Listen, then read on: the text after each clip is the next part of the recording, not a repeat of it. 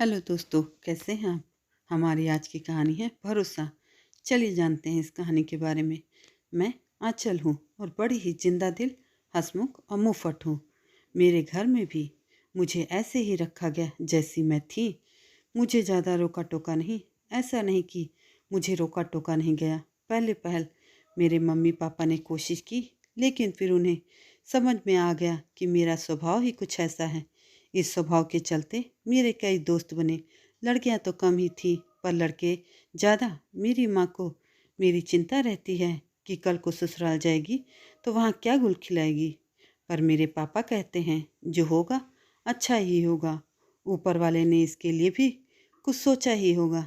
मेरी शादी की उम्र होते ही मेरे लिए रिश्ता ढूंढना घर वालों ने शुरू कर दिया। कई तो घर तक पहुंचते ही नहीं थे। उसके पहले ही केवल इसलिए मना कर देते थे कि लड़की बोलती बहुत है। अब बताओ, भला यह भी कोई कारण हुआ किसी को रिजेक्ट करने का? लेकिन मुझे इन सब बातों से कोई फ़र्क नहीं पड़ता है। मैं अपनी लाइफ में खुश हूँ। बोले तो बिंदास, एकदम बिंदास। अब मैंने सुना कि एक लड़का घर तक पहुँच गया है, मतलब वो देखने आने वाला है। रविवार को देखने आने वाले आए और माँ ने मुझे पहले ही कड़ाई के साथ बोल दिया है कि मैं अपनी हंसी और बातों पर कंट्रोल करके रखूं। अभिषेक और उसके घर वाले मुझसे मिलने आए और फिर जैसा कि होता है, चाय नाश्ता होने के बाद अभी और मुझे अकेले में बात करने को कहा गया। मैं कब से अपने आप को रोक के बैठी थी। इतना चुप तो मैं कभी नहीं रही।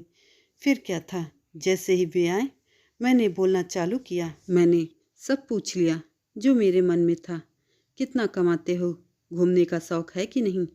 बीच में मुझे लगा कि कहीं यह मना न करते, पर अभी को मेरी यह बात पसंद आई। घर वालों ने शादी तय कर दी और हमारी शादी भी जल्द ही हो गई।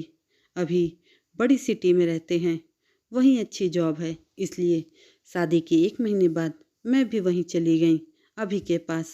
अभी सुबह 8 बजे ऑफिस जाते थे तो 6 बजे वापस आते थे।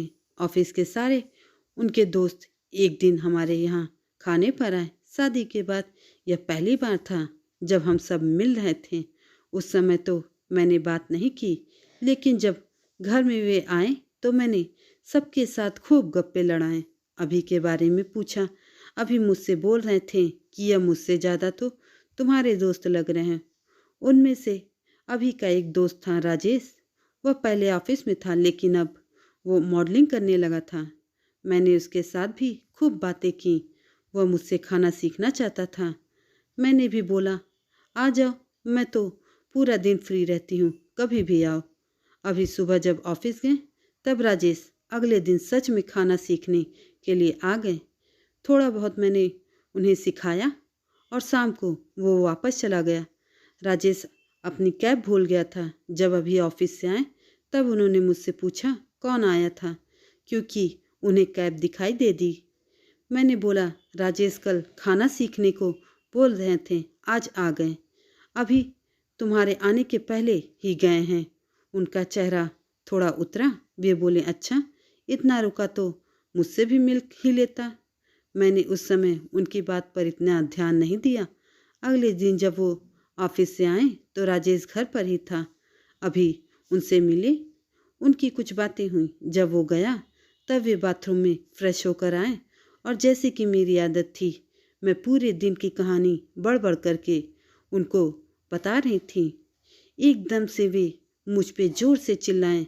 बोले चुप भी रहा करो, इतना बकवास करती हो। ऑफिस में काम करके आता हूँ, तुम्हारी तरह मज़े नहीं करता। घर पर ऐसा गुस्सा मुझ पर कभी किसी ने नहीं किया था। मेरे पापा ने भी नहीं किया था।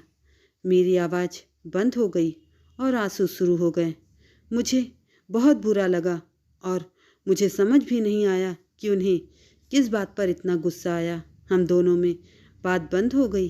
अगले दिन मैंने मम्मी को सारी कहानी सुनाई, क्योंकि मुझे नहीं पता था कि मैंने क्या किया जो इतना शांत रहने वाले अभी भी मुझ पर भड़क गए। मम्मी ने मुझे जोरदार डांट लगाई और बोला तुझे राजेश को घर बुलाने की क्या ज़रूरत थी? मुझे समझ नहीं आया। माँ बोली कि बेटा वो अभी तुझे पूरी तरह नहीं जानता ना, और वो तेरा पति भी है। तो अगर दूसरे किसी के साथ ज़्यादा घुलेगी तो हो सकता है कि उसे बुरा लगे। मुझे थोड़ा समझ आया कि उनका मूड क्यों खराब हुआ। अगले दिन फिर राजेश आता है खाना सीखने के लिए। अब राजेश को कुछ प्रोजेक्ट मिल गया है, जिसकी वजह से वह 2-3 महीनों के लिए बाहर जाने वाला था। अभी ऑफिस से आए तब राजेश को मैंने रोक कर रखा था। राजेश को देखकर अभी का मुंह उतरा हुआ था और उसे देखकर और ज़्यादा खराब हो गया। मैंने बातों बातों में बोला कि मैं बहुत खुश हूँ, राजेश को कोई प्रोजेक्ट मिला है, वह बाहर जा रहा है। साथ ही मैंने यह भी कहा कि फेमस हो जाओगे तो प्लीज़ अपनी इस बहन को भूल ना जाना। राजेश बोला, अरे बिल्कुल नहीं, अभी कुछ दिन से आपकी वजह से मेरा पेट ठीक है, वरना बाहर का खाकर इन्फेक्शन हो रहा था। अभी का चेहरा अब बदल गया था। उसके चेहरे पर बहन सुनकर स्माइल आ गई थी। राजेश फिर चला गया। मैं अभी से अभी भी बात नहीं कर रही थी क्योंकि वह मुझ पर भड़का था। आज उनके तेवर बदल गए थे। मेरे पास में आना चाहते थे मुझे मनाने के लिए। फिर उन्होंने थोड़ी कोशिश की। तब मैंने बोला कि आप कल क्यों गुस्सा हुए थे, इस बारे में मुझे सही सही बता दोगे तो मैं मान जाऊंगी। वो बोले, ऐसे ही कुछ ऑफिस में ज़्यादा काम था। मैंने कहा नहीं, मुझे पता है। वो बोले क्या? मैं बोली, पत्नी और पति का रिश्ता विश्वास और भरोसे का होता है। आपको मुझ पर भरोसा करना चाहिए, और आप अगर मुझे कुछ बताएंगे नहीं कि आप क्या सोच रहे हैं और क्या गलतफहमी पाल के बैठे हैं तो मुझे पता नहीं चलेगा। मैं समझती हूँ कि कोई कितना भी सही हो, मन में ऐसे ख्याल आ ही जाते हैं। आपकी जगह मैं होती तो शायद वही सोचती जो आपने सोचा, लेकिन हम बात करके एक दूसरे को समझाकर सब बातें सॉल्व कर सकते हैं। उनके चेहरे पर अब एक बड़ी स्माइल थी। अब वे मुझे ज़्यादा समझदार समझने लगे। गलतफहमी एक बड़ी वजह होती है पति पत्नी के रिश्ते को कमज़ोर करने की। बात करिए, बात करके ही बिगड़ी बात फिर से बनाई जा सकती है। दोस्तों, ये कहानी आपको कैसी लगी कमेंट करके ज़रूर बताएं, और ऐसी ही अन्य कहानियों के लिए मेरे चैनल को प्लीज़ लाइक शेयर और सब्सक्राइब ज़रूर करें। धन्यवाद।